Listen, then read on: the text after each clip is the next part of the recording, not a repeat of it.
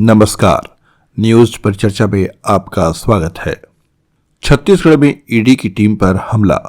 भूपेश बघेल के घर के बाहर निकलते ही समर्थकों ने फेंके ईंट पत्थर। दुनिया भर में डाउन हुआ एक्स। एक दिन में तीसरी बार आई दिक्कत, यूजर्स परेशान। झारखंड विधानसभा में हंगामा। सीपी सिंह ने कहा, बेशर्म है राज्य के डीजीपी। सीपी सिंह के बयान पर मंत्री इरफान अंसारी का पलटवार। भाषा पर लगाम लगाने की दी चेतावनी। डीजीपी से माफी मांगने को भी कहा। समाचार अब विस्तार से।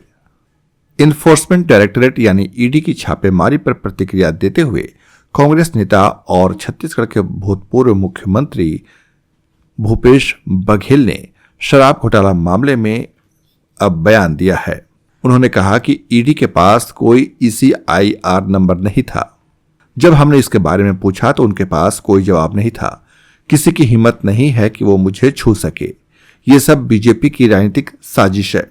उनका काम हमें परेशान करना है। उन्होंने ये भी कहा कि छापेमारी में ईडी की टीम को 35 लाख रुपए मिले हैं।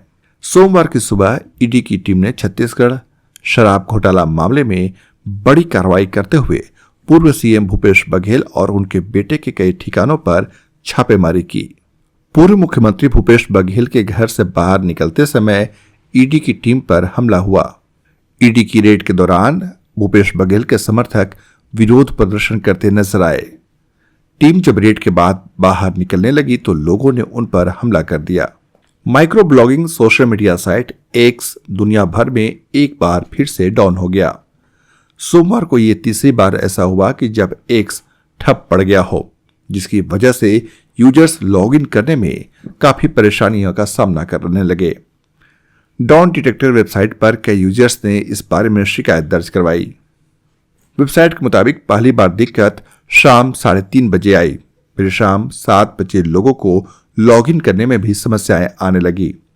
तीसरी बार शाम को 8:44 पर फिर से एक्स का सर्वर डाउन हो गया। अलग अलग जगहों पर लोग ऐप और साइट पर दिक्कत का सामना करने लगे। देश की सबसे बड़ी मेडिकल प्रवेश परीक्षा national eligibility cum entrance exam यानी नीट यूजी 2025 में इस साल रजिस्ट्रेशन के मामले में पिछले साल के मुकाबले कमी देखी गई। पिछले साल जहां 24.06 लाख उम्मीदवारों ने रजिस्ट्रेशन किया था, वहीं इस बार यह संख्या करीब 23 लाख के आसपास रही। इस बार परीक्षा में करीब 22 से 22.5 लाख उम्मीदवारों के शामिल होने की उम्मीद है, जो पिछले साल की तुलना में 1 लाख कम है। इसका मतलब कि इस बार प्रतिस्पर्धा भी छात्रों के बीच कम देखने को मिलेगी।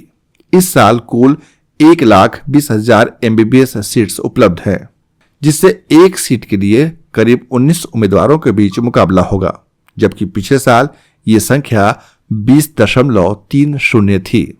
झारखंड विधानसभा में शून्यकाल की कार्यवाही शुरू होते ही सूचना के तहत भाजपा विधायक सीपी सिंह ने विधि व्यवस्था का मामला उठाया। उन्होंने कहा कि किसी भी व्यक्ति का जीना दूभर हो गया है। सरकार के कानों पर जूं तक नहीं रेंग रही। यहाँ का डीजीपी इतना बेशर्म है कि कहता है कि जो भी घटनाएं हो रही है उसकी प्लानिंग जेल से हो रही है। क्या जेल झारखंड से बाहर है? अगर प्लानिंग जेल से हो रही है तो फिर इसका खुलासा क्यों नहीं किया जा रहा? रिमांड पर लेकर पूछताछ की जानी चाहिए। किसी का जीवन सुरक्षित नहीं, चाहे वो विधायक हो, मंत्री हो या फिर आम जनता। इस पर सरकार को जवाब देना चाहिए। वहीं राज्य के मंत्री इरफान अंसारी इन दिनों बीजेपी विधायक सीपी सिंह से काफी आहत है। इरफान अंसारी ने कहा कि सीपी सिंह का मानसिक संतुलन खराब हो गया है, इसीलिए ऐसी भाषा का प्रयोग कर रहे हैं। डीजीपी अच्छे इंसान और अच्छे अधिकारी हैं। आप कानून व्यवस्था पर बोल सकते हैं, लेकिन एक पदाधिकारी पर कैसे बोल सकते हैं? इरफान अंसारी ने सीपी सिंह को चेतावनी देते हुए कहा कि संभल जाइए, ये बीजेपी की सरकार नहीं है, ये हमारी सरकार है। सम्मान कीजिए, सम्मान मिलेगा। कभी हमें गाली देते हैं, आज उन्होंने डीजीपी को गाली दी। उन्हें डीजीपी से माफी मांगनी चाहिए। 2011 बैच के झारखंड कैडर के IAS छवि रंजन की तबीयत अचानक खराब हो गई। सीने में दर्द की शिकायत के बाद छवि रंजन को रिम्स के कार्डियोलॉजी विभाग में भर्ती कराया गया। उनका इलाज विभाग के एचओडी डॉक्टर हेमंत नारायण की देखरेख में चल रहा है। छवि रंजन को अवैध रूप से जमीन की खरीद बिक्री मामले में 4 मई 2023 को ईडी ने गिरफ्तार किया था। न्यूज परिचर्चा समाप्त हुई। नमस्कार। अगर आपको हमारे बुलेटिन पसंद आया हो तो आप हमारे YouTube चैनल को सब्सक्राइब करें, वीडियो को लाइक करें, शेयर करें और कमेंट जरूर करें।